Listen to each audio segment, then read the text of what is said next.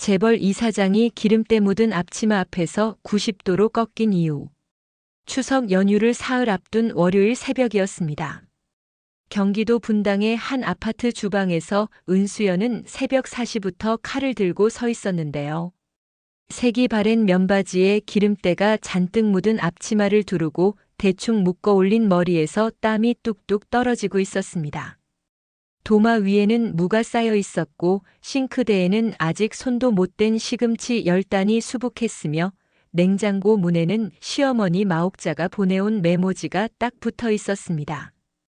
전 70인분 빠짐없이, 잡채 15인분 추가, 갈비찜 넉넉히 70인분. 수연은 그 숫자를 처음 들었을 때 귀를 의심했는데요. 제사도 없는 명절에 시어머니는 친척이란 친척은 죄다 불러 모아 잔치상을 차리겠다고 했고 그러면서 이렇게 말했습니다. 제사도 없는데 이 정도면 복받은 며느리지. 고마운 줄 알아. 수연은 이를 악물고 물을 썰었습니다. 손가락 마디가 욱신거렸지만 멈출 수 없었고요. 멈추면 시어머니에게서 전화가 올 테니까요. 그때 침실 문이 열리며 남편 박성준이 나왔습니다. 포마드로 빗어 넘긴 머리, 빳빳하게 다림질된 와이셔츠, 손목에는 명품 시계. 출근 준비를 마친 그는 주방을 슬쩍 보더니 미간을 찌푸렸는데요. 여보, 아직도 이것밖에 못했어? 엄마가 내일 아침까지 다 되어 있어야 한다고 했잖아. 새벽 4시부터 쉬지 않고 움직인 손이었습니다. 수연은 고개를 들어 남편을 바라보았습니다. 나도 사람이라고 팔이 떨어져 나갈 것 같다고 말하고 싶었지만 입에서 나온 것은 늘 그렇듯 순종적인 대답뿐이었는데요. 알았어. 좀 더 빨리 할게. 성주는 고개를 끄덕이더니 현관으로 향했고 구두를 신으며 돌아보지도 않고 말했습니다. 아, 그리고 엄마가 전 종류 2가지 더 추가하래. 동태전이랑 호박전. 재료는 알아서 사고. 현관문이 닫혔습니다. 수연은 한참 동안 닫힌 문을 바라보았고 눈시울이 뜨거워졌지만 울 시간조차 없었습니다. 물을 써는 손을 다시 움직였습니다. 추석 당일 아침이 밝았습니다. 분당 아파트 거실은 전쟁터를 방불케 했는데요. 길게 늘어선 테이블 위에 갈비찜, 잡채, 각종 전, 나물 반찬이 산더미처럼 쌓여 있었습니다. 수연은 사흘 동안 거의 잠을 자지 못했고 눈 밑에 짙은 다크서클이 내려앉았으며 손등에는 기름에 댄 자국이 벌겋게 올라와 있었습니다. 초인종이 울리기 시작했습니다. 1명, 2명, 5명, 10명. 시어머니의 친척들이 몰려들었고 현관에서부터 웃음소리와 인사소리가 쏟아졌는데요. 어머, 옥자 언니, 올해도 이렇게 차렸어? 시어머니 마옥자는 새로 맞춘 옷을 차려입고 현관에 서서 손님들을 맞았습니다. 마치 자기가 이 모든 음식을 만든 것처럼 어깨를 펴고 있었고요. 수연이 조심스럽게 다가가자 마옥자는 날카로운 눈빛을 보냈습니다. 신발은 무슨? 부엌에 가서 국 데워. 사람들 오는데 국이 식으면 어떡해? 수연은 고개를 숙이고 부엌으로 돌아갔습니다. 거실에서는 친척들의 수군거리는 소리가 들려왔는데요. 저 며느리 대학도 안 나왔다며? 그래도 일은 잘한다고. 저런 게 어디서 성준이 같은 남자를 만나 복받은 거지. 수연의 귀에 그 말들이 또렷하게 들렸습니다. 국을 젓는 손에 힘이 들어갔는데요. 대학도 안 나왔다. 그 말이 가슴에 비수처럼 박혔습니다. 미국 존스 홉킨스 병원. 세계 최고의 의료기관에서 신경외과 부교수로 일했던 시절이 떠올랐습니다. 수술실의 차가운 공기, 메스를 쥔 손의 정확한 떨림, 동료 교수들의 존경 어린 눈빛. 그 시절의 은수연은 지금과 전혀 다른 사람이었고요. 뇌혈관 분야에서 세계적으로 손꼽히는 실력자. 학회에서 발표할 때면 수백 명의 의사들이 자리에서 일어나 박수를 보냈습니다. 그런데 2년 전 모든 것이 무너졌습니다. 한국에 계시던 친정아버지가 뇌출혈로 쓰러졌다는 연락을 받은 것은 새벽이었는데요. 태평양 건너 비행기로 14시간. 수연은 공항으로 달려갔지만 비행기 안에서 두 번째 전화를 받았습니다. 아버지가 돌아가셨다는 전화를. 뇌출혈이 전공 분야였습니다.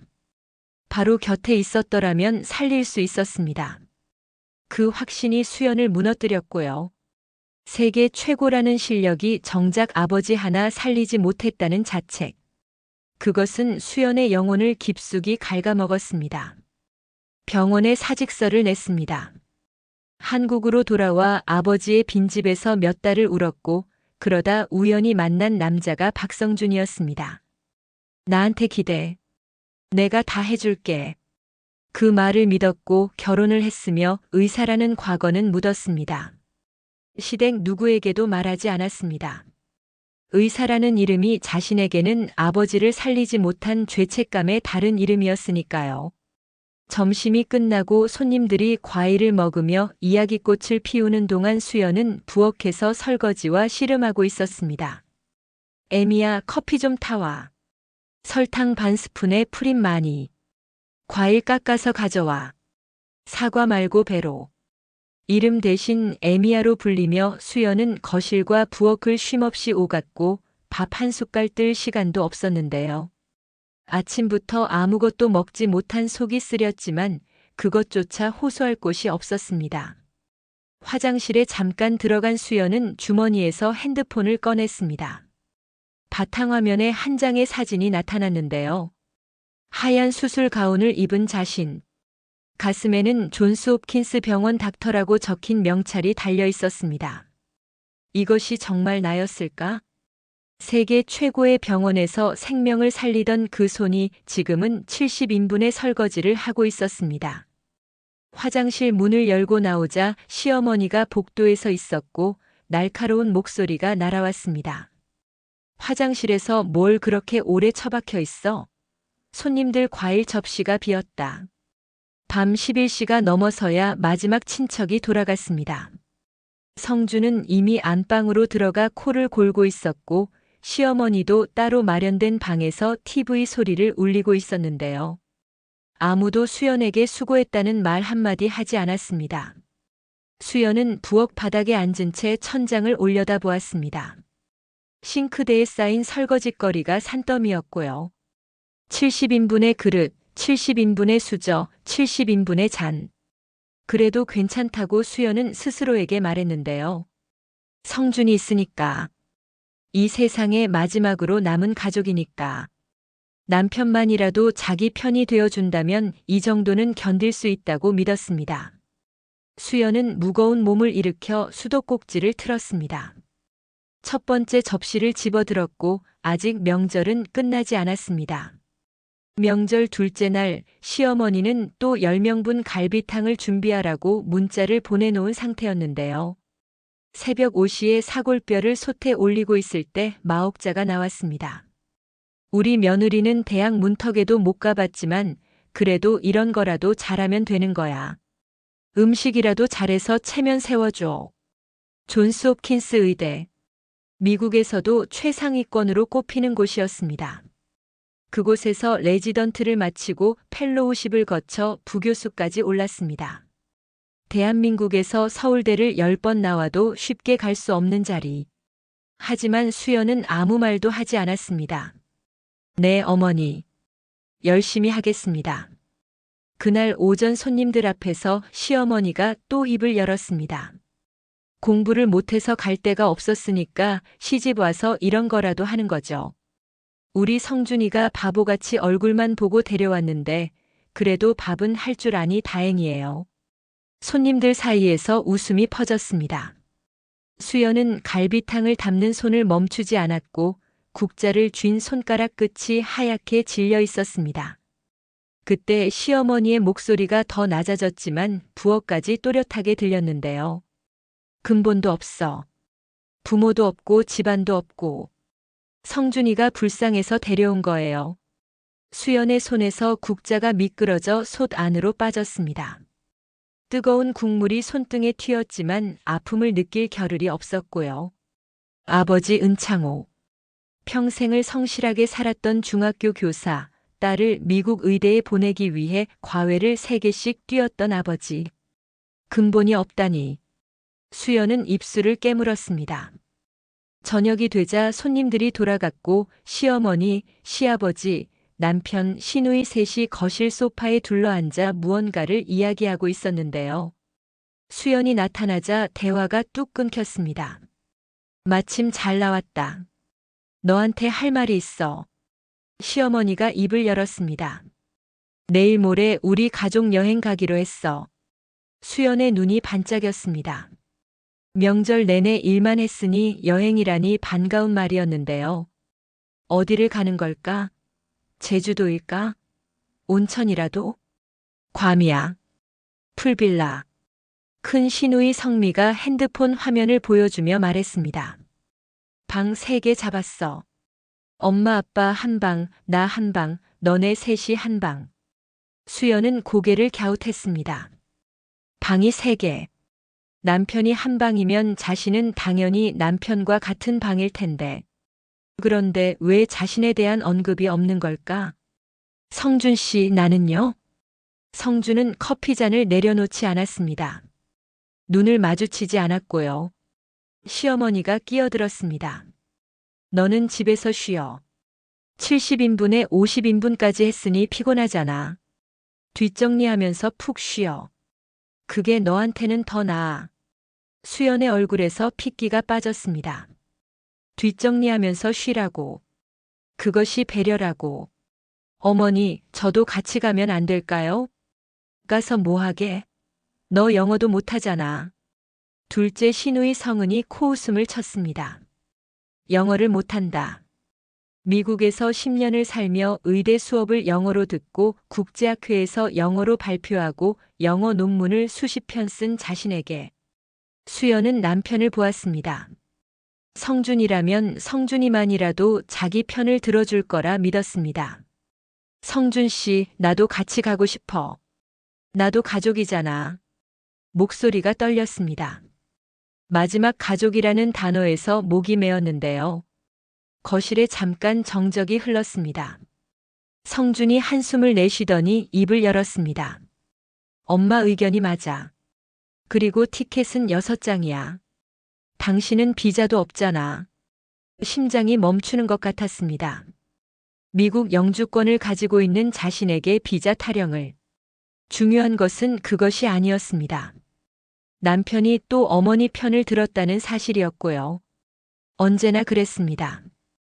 단 한 번도 자기 편을 든 적이 없었습니다. 수연 안에서 무언가가 끊어지는 소리가 났습니다. 2년 동안 꾹꾹 눌러 담아왔던 것들. 아버지를 잃은 슬픔, 자신을 지운 후 이 집에서 받은 모멸감. 그 모든 것이 한꺼번에 목구멍까지 치밀어 올랐습니다. 나도 가족이라고 했잖아. 수연의 입에서 비명 같은 외침이 터져 나왔습니다. 사흘 동안 잠도 못 자고 70인분, 50인분 음식을 만들었어요. 밥 한 끼 못 먹었어요. 그런데 여행은 6명이고 나는 뒷정리나 하라고요? 이게 가족이에요? 그 순간 마옥자가 소파에서 벌떡 일어났습니다.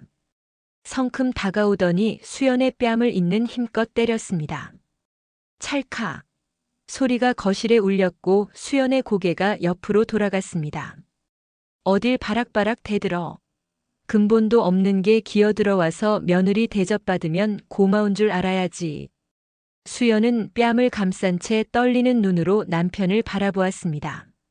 제발 한마디만 해줘. 엄마 그만해라, 그 한마디만. 성준은 고개를 숙이고 있었습니다. 커피잔을 만지작거리고 있었습니다. 아내가 뺨을 맞는 것을 보고도 눈 하나 깜짝하지 않았습니다. 시누이들도 마찬가지였습니다. 성민은 핸드폰을 보고 있었고 성은은 손톱을 다듬고 있었으며 성희는 창밖을 보고 있었는데요. 마치 아무 일도 일어나지 않은 것처럼 수연은 그 광경을 또렷하게 보았습니다. 남편 하나만 바라보고 버텨왔습니다. 이 세상의 마지막으로 남은 가족이라 믿었습니다. 그런데 이 남자는 어머니의 손바닥이 아내의 뺨을 때리는 동안 커피잔을 만지작거리고 있었습니다. 모든 것이 무너졌습니다. 수연은 그 자리에 천천히 주저앉았습니다. 눈물만 소리 없이 흘러내렸습니다. 다음 날 새벽이 밝았습니다. 거실에는 캐리어 6개가 줄지어 서 있었고 시누이들은 화장을 마치고 들떠 있었는데요. 수연은 부엌에서 아무도 시키지 않았지만 습관처럼 일어나 커피를 내리고 있었습니다. 뺨에는 아직도 붉은 자국이 남아 있었습니다. 시어머니가 커피를 한 모금 마시더니 수연을 훑어보았습니다. 우리 가고 나면 집 안 구석구석 청소해. 냉장고 남은 음식 정리하고 김치 냉장고도 닦아놔. 돌아오면 확인할 거야. 네, 어머니. 그때였습니다. 시아버지 박영우가 캐리어를 끌고 현관 쪽으로 향하다가 짧은 신음을 내뱉었는데요. 시아버지의 얼굴이 순식간에 붉어졌다가 백지장처럼 하얘졌습니다. 캐리어를 놓은 손이 허공을 더듬더니 뒷목을 움켜쥐었습니다. 영감, 영감. 시어머니가 비명을 질렀습니다. 시아버지의 몸이 기울었고 무릎이 먼저 꺾이며 옆으로 쓰러졌습니다. 현관은 순식간에 아수라장이 되었는데요. 수연은 부엌에서 그 소리를 들었습니다. 몸이 먼저 반응했습니다. 생각보다 빠르게 본능처럼. 2년 동안 잠들어 있던 무언가가 심장 밑바닥에서 벌떡 일어났습니다. 뇌혈관 질환. 쓰러지기 직전 뒷목을 잡은 동작. 갑작스러운 의식 저하. 안면 창백. 수연의 뇌 속에서 수천 번 반복했던 진단 프로토콜이 자동으로 돌아가기 시작했습니다. 수연이 현관으로 달려갔습니다. 시아버지는 바닥에 쓰러져 눈을 반쯤 뜨고 있었고 동공이 한쪽으로 쏠려 있었으며 오른쪽 팔이 축 늘어져 있었는데요. 전형적인 뇌출혈 증상이었습니다. 2년 전의 기억이 번개처럼 스쳤습니다. 아버지도 똑같은 증상이었습니다. 하지만 지금은 달랐습니다. 지금은 바로 눈앞에 있었고요. 비켜주세요. 수연이 외치며 시아버지 곁으로 다가갔습니다. 성준 씨, 빨리 119에 전화해. 뇌출혈 의심이야.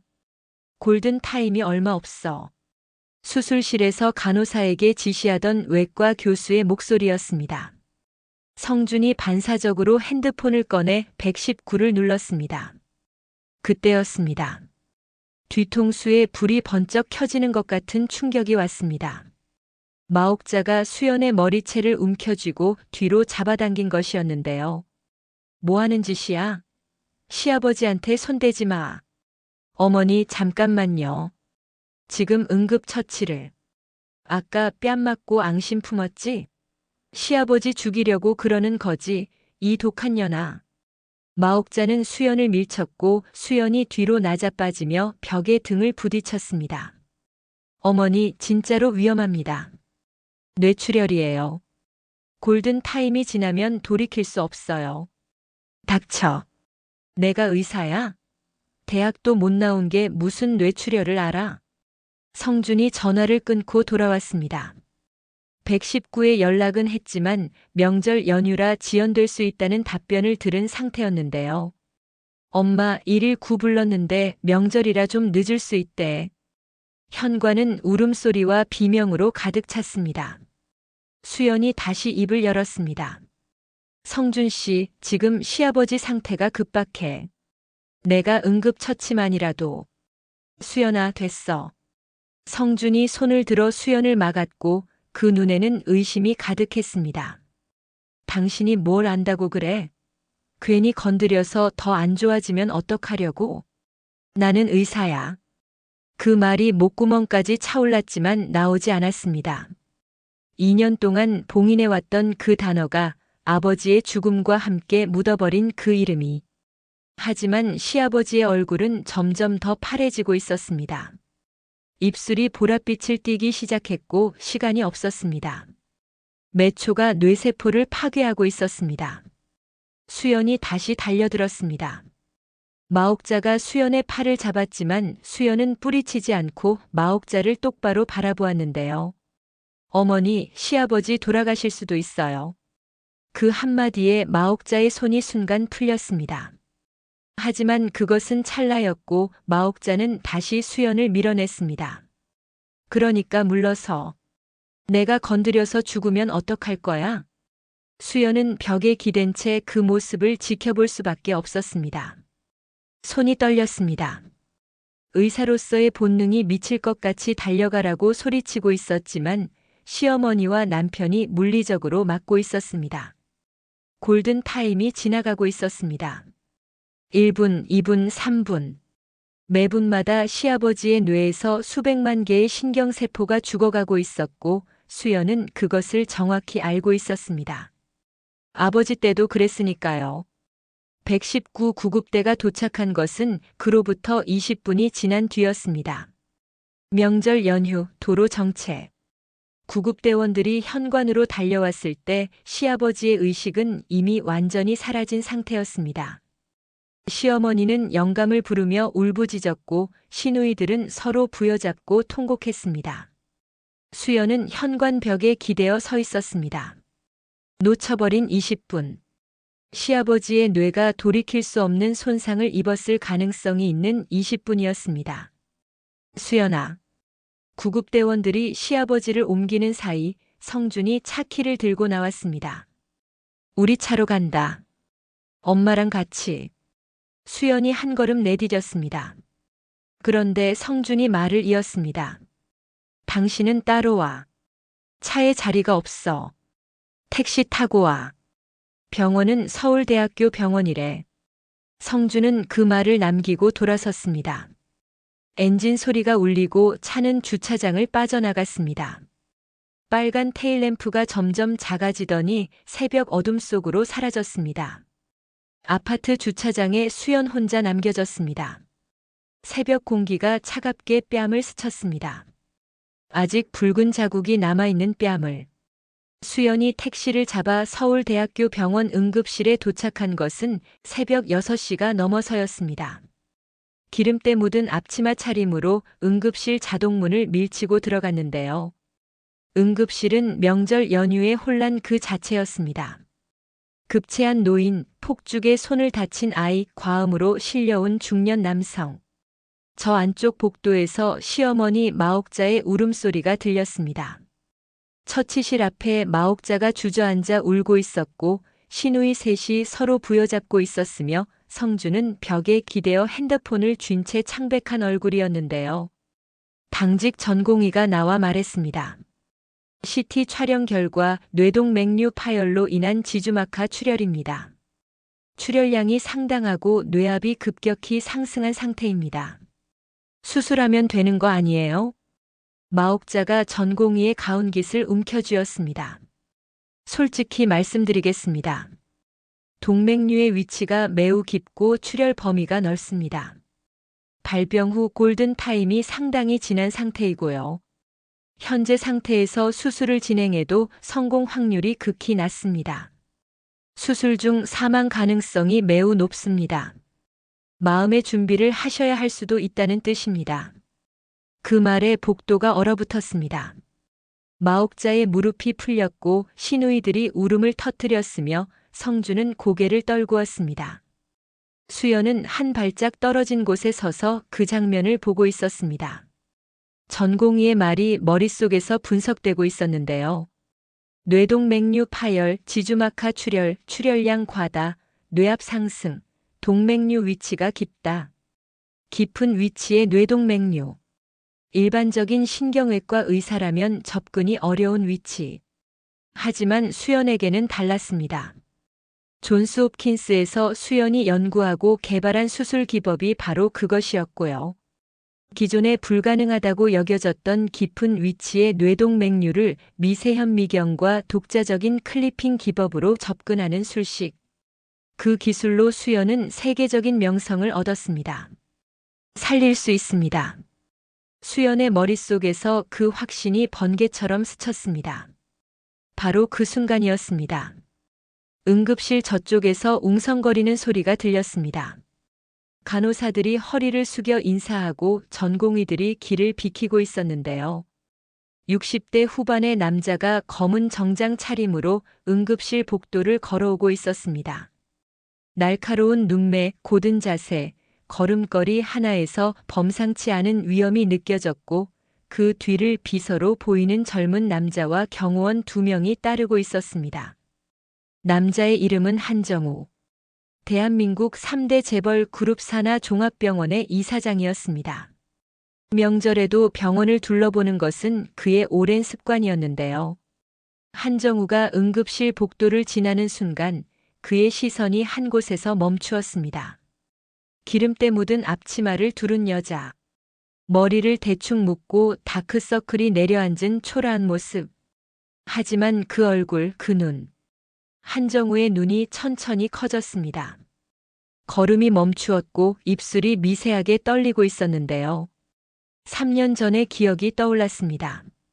미국 출장 중 갑작스럽게 쓰러졌던 그날. 뇌동맥류 파열. 미국 현지 병원에서도 수술이 불가능하다는 진단을 받았습니다. 그때 존스 홉킨스에서 달려온 한 명의 의사가 있었습니다.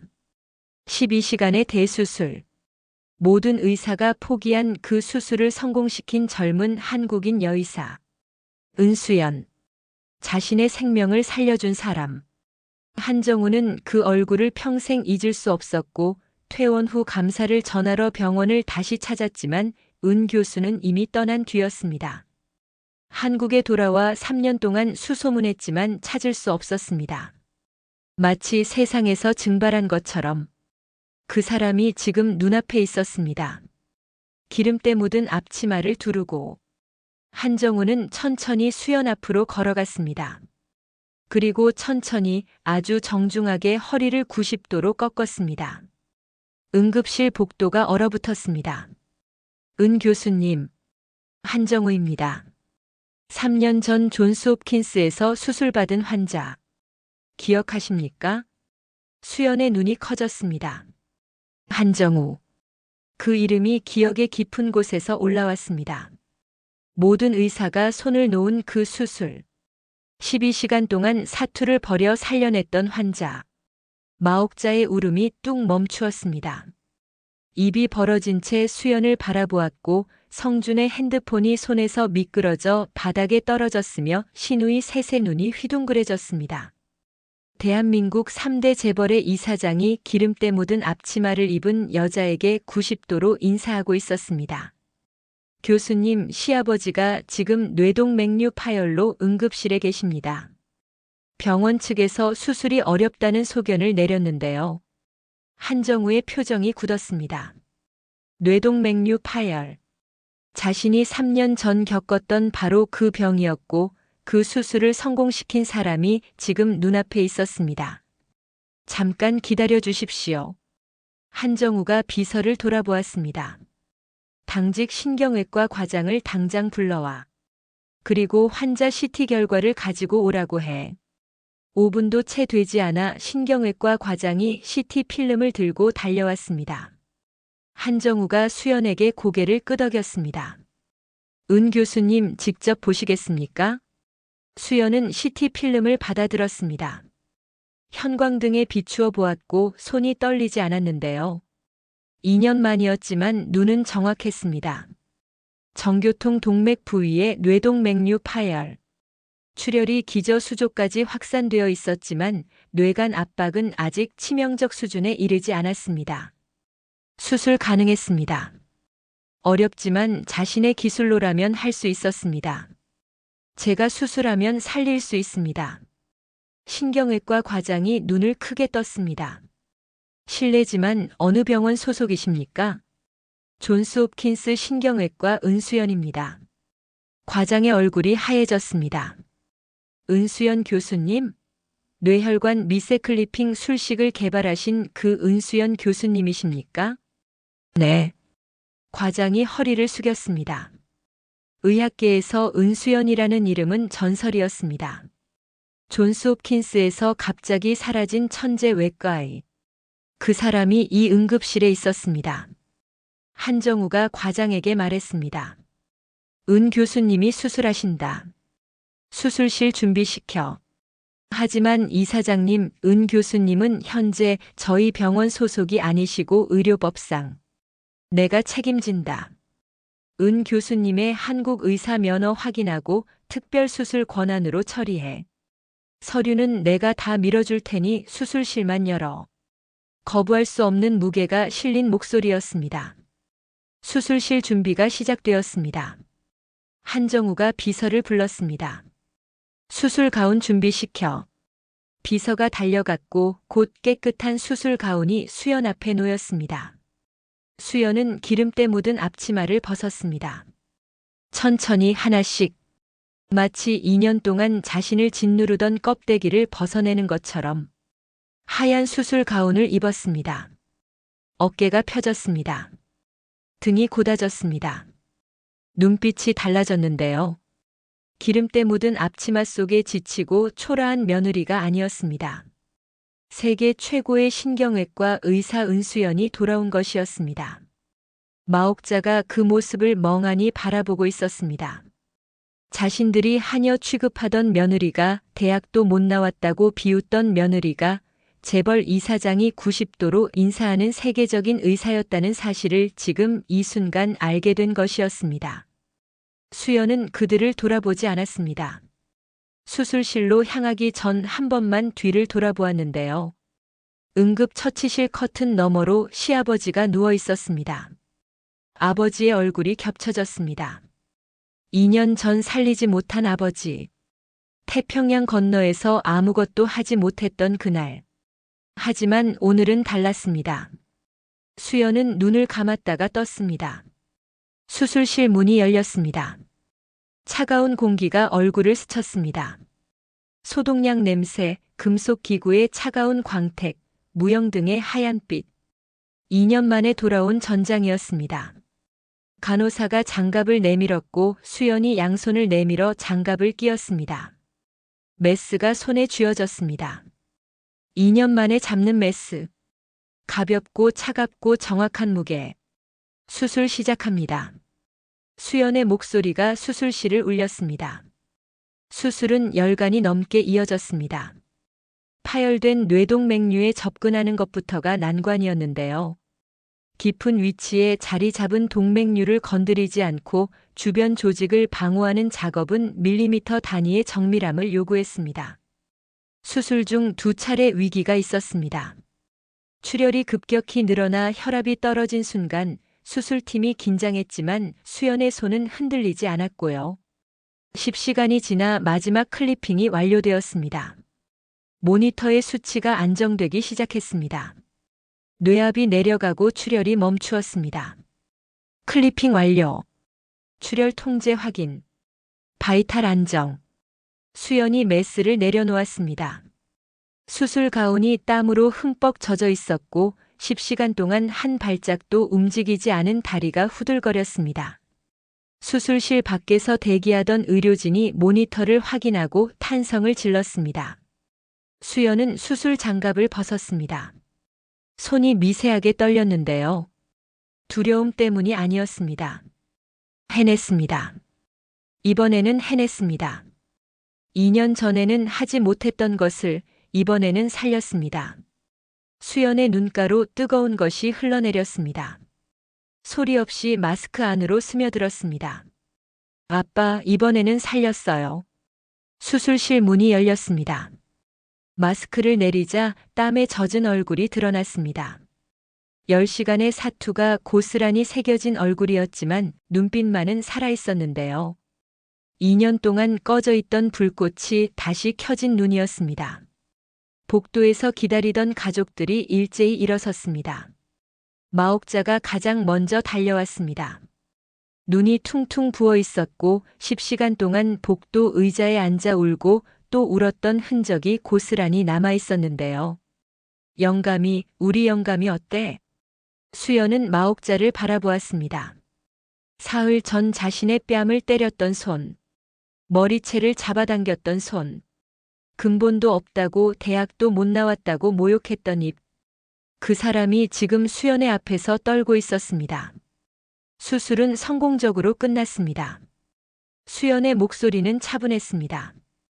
의사로서의 목소리였습니다. 파열된 뇌동맥류 클리핑을 완료했고 출혈은 완전히 통제되었습니다. 현재 활력 징후가 안정적이고 뇌압도 정상 범위로 내려오고 있습니다. 48시간 이내에 의식이 돌아오면 후유증 없이 회복할 가능성이 높습니다. 마옥자의 무릎이 풀렸습니다. 바닥에 주저앉으며 두 손으로 얼굴을 감쌌습니다. 살았어. 우리 영감이 살았어. 성준이 천천히 수연에게 다가왔습니다.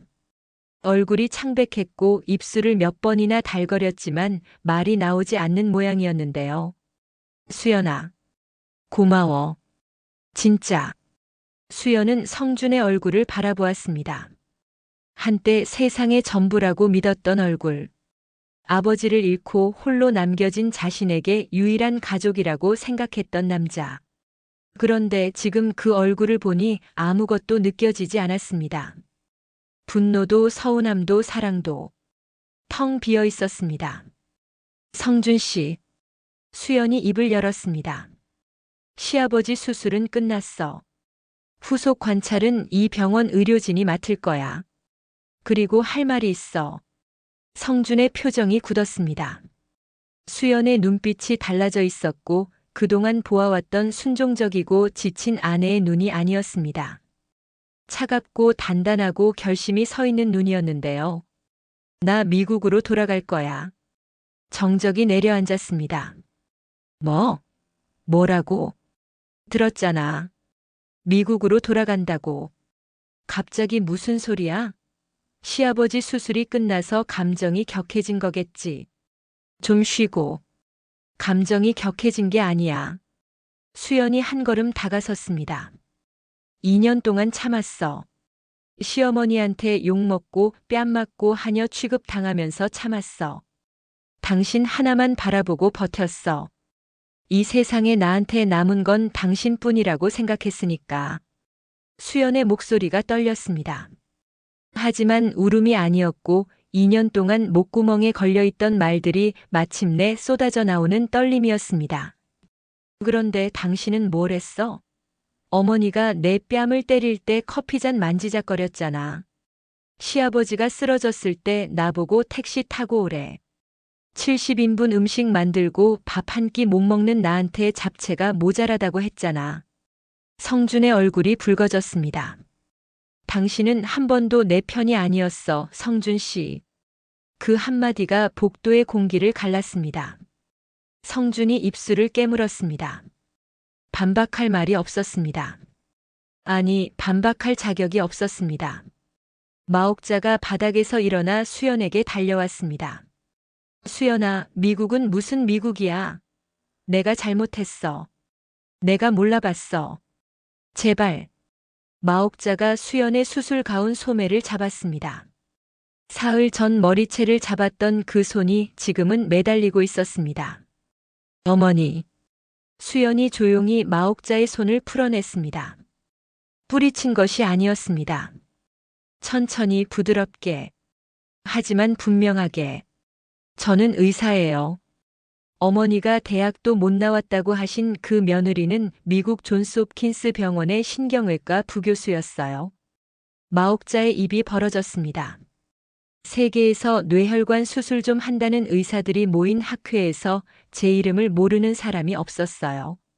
어머니가 근본 없다고 하신 그 집안, 제 아버지는 평생 아이들 가르치신 선생님이셨고 저를 세계 최고의 의대에 보내셨어요. 수연의 눈에 눈물이 맺혔습니다. 하지만 흘러내리지 않았는데요. 아버지가 뇌출혈로 돌아가셨어요. 제 전공이에요. 제가 곁에 있었으면 살릴 수 있었어요. 그런데 너무 멀리 있었어요.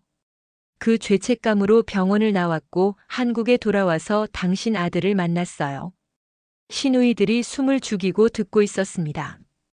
이 집에서 저는 대학도 못 나온 불쌍한 며느리였죠. 식모였죠. 하녀였죠. 그래도 참았어요. 성준 씨가 제 마지막 가족이니까. 그 사람만이라도 내 편이면 괜찮다고 생각했으니까. 수연이 성준을 바라보았습니다. 그런데 아니었어요. 당신은 한 번도 내 편이 아니었어요. 복도의 수연의 목소리만 울렸습니다. 시아버지 수술은 해드렸어요. 제가 의사니까. 눈앞에 죽어가는 환자를 외면할 수 없으니까.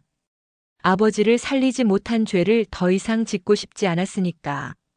수연이 숨을 들이쉬었습니다. 그리고 내뱉었습니다. 이혼하겠습니다. 마옥자의 눈이 휘둥그레졌고 성준이 고개를 번쩍 들었습니다. 수연은 돌아섰습니다. 복도 저쪽에서 한정우 이사장이 서 있었습니다. 수연이 다가갔습니다. 이사장님, 수술실 사용을 허락해 주셔서 감사합니다. 후속 관찰 사항은 신경외과 과장님께 전달하겠습니다. 은 교수님, 한 가지 여쭤봐도 되겠습니까? 네. 이 수술이 끝난 후 어떻게 하실 생각이십니까? 수연은 잠시 침묵했습니다. 복도 저쪽에서 마옥자의 울음소리가 들렸고 성준이 무언가 말하는 소리도. 하지만 수연은 돌아보지 않았습니다. 미국으로 돌아가려고 합니다. 다시 수술실에 서려고요. 한정우의 눈빛이 반짝였습니다. 미국이 아닌 곳은 생각해 보지 않으셨습니까? 저희 병원에 와주시면 안 되겠습니까? 은 교수님의 실력은 제가 몸으로 겪어서 압니다. 저희 병원 뇌혈관 센터를 교수님께 맡기고 싶습니다. 센터장 자리를 드리겠습니다. 그리고 한정우가 잠시 뜸을 들였습니다. 차기 병원장 후보로 추천하겠습니다. 응급실 복도가 다시 한번 얼어붙었습니다. 생각할 시간을 주시겠습니까? 물론입니다. 하지만 은 교수님, 한정우가 나직이 말했습니다. 교수님 같은 분이 대한민국에 계셔야 합니다. 교수님의 손이 필요한 환자가 이 나라에도 많습니다. 이혼 절차는 순탄하지 않았습니다. 성준은 결혼 당시 수연 명의의 돈 15억을 투자에 써버린 상태였고 마옥자는 한 푼도 줄 수 없다고 버텼는데요. 그런데 그로부터 일주일 뒤 상황이 급변했습니다. 한정우 이사장이 수연의 이혼 소식을 들은 것은 병원 관계자를 통해서였습니다. 시어머니가 병실에서 며느리 욕을 퍼부은 것이 간호사들 사이에 퍼졌고 그것이 이사장의 귀에까지 들어간 것이었는데요. 한정우는 비서에게 지시했습니다. 은 교수님, 남편이 다니는 회사가 어디지? 대한상사입니다. 이사장님, 대한상사. 한정우의 눈이 가늘어졌습니다. 대한상사는 한정우 재벌그룹과 납품 계약을 맺고 있는 중견기업이었고 매출의 40% 이상이 한정우 그룹과의 거래에서 나오는 구조였는데요. 그 같은 날 한정우는 자신의 개인 변호사를 수연에게 보냈습니다. 대한민국 최고의 이혼 전문 로펌이었습니다. 은 교수님, 이사장님이 보내셨습니다. 비용은 전액 이사장님이 부담하십니다. 이사장님, 이건 제 개인적인 일인데. 은 교수님, 제 목숨을 살려주신 분이 부당한 대우를 받고 계신데 가만히 있는 것은 제 양심이 허락하지 않습니다. 결과는 빠르게 나타났습니다. 대한상사 인사팀이 박성준의 인사 기록을 조사했고 결과는 참담했는데요. 박성준의 상무 승진 과정에서 마옥자가 로비한 정황, 성과 보고서, 허위 작성 호개, 부서 내 갑질 민원 다수. 실력이 아니라 줄로 올라간 자리였다는 것이 적나라하게 드러났습니다. 박성준에게 인사위원회 소집 통보가 내려갔습니다. 성준이 직장을 잃고 마옥자의 인맥이 무너지자 시댁의 태도가 급변했는데요. 합의하자. 15억 돌려줄게. 위자료도 줄 테니까 소송 취하해줘. 수연은 변호사를 통해 합의서를 받았습니다. 결혼 전 특유 재산 15억 전액 반환, 위자료 2억, 시어머니 폭행에 대한 합의금 별도. 성준의 인감이 찍힌 서류를 확인한 수연은 조용히 서명했습니다. 이혼 신고서를 구청에 제출한 날 수연은 병원 옥상에 올라갔습니다. 서울의 하늘이 맑았고 바람이 불어 수연의 머리카락을 흩날렸는데요. 더 이상 대충 묶어 올린 머리가 아니었습니다. 깔끔하게 정돈된 머리, 하얀 가운, 목에 걸린 세명찰. 은수연 교수, 뇌혈관 센터장. 한정우의 제안을 받아들인 것은 이혼 합의가 끝난 직후였습니다. 미국으로 돌아가는 대신 한국에 남기로 했습니다. 한정우의 말이 마음에 남았고 그리고 아버지가 이 땅에 잠들어 계셨습니다. 아버지 곁에서 다시 시작하고 싶었습니다. 센터장 취임식 날 수연은 단상에 올라섰습니다. 하얀 가운에 실크 블라우스, 정장 바지, 기름때 묻은 앞치마를 입고 70인분 음식을 만들던 사람과 같은 사람이라고는 믿기 어려운 모습이었는데요. 안녕하십니까? 은수연입니다. 목소리가 강당을 채웠습니다. 떨림이 없었습니다. 2년 전 저는 수술 가운을 벗었습니다. 아버지를 살리지 못했다는 죄책감 때문이었습니다. 강당이 조용해졌습니다. 2년 동안 수술실이 아닌 부엌에서 있었습니다. 메스 대신 국자를 들었습니다. 제가 누구인지 잊으려 했습니다. 수연이 잠시 숨을 고르었습니다. 하지만 사라지지 않았습니다. 그리고 며칠 전 똑같은 병으로 쓰러지는 사람을 눈앞에서 보았을 때 깨달았습니다. 도망치는 것은 답이 아니라는 것을. 살릴 수 있는 손을 가지고 있으면서 쓰지 않는 것이야말로 죄라는 것을. 수연이 고개를 들었습니다. 눈가에 빛이 맺혀 있었지만 미소를 짓고 있었는데요. 오늘부터 다시 시작하겠습니다. 대한민국의 환자들을 위해 그리고 하늘에서 지켜보고 계실 아버지를 위해 의사 은수연으로 다시 서겠습니다. 감사합니다. 박수가 터졌습니다. 기립박수였습니다. 한정우가 가장 먼저 일어섰고 의료진이 뒤를 따랐습니다. 수연은 강당을 나왔습니다. 복도 창문으로 오후의 햇살이 쏟아지고 있었는데요. 주머니에서 핸드폰을 꺼냈습니다.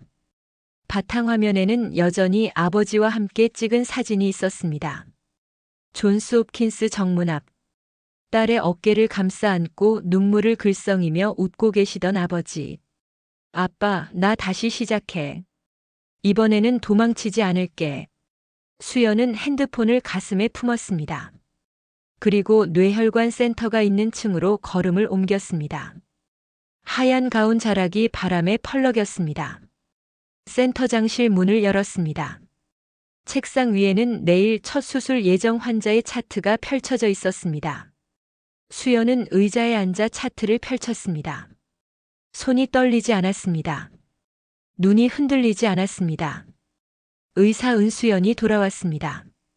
더 이상 누군가의 며느리가 아닌, 누군가의 아내가 아닌 오직 자기 자신으로. 창밖에 햇살이 명찰 위로 내려앉았습니다. 은수연 교수, 뇌혈관 센터장. 그 글자가 빛나고 있었습니다. 새로운 인생의 첫 페이지가 열리고 있었습니다.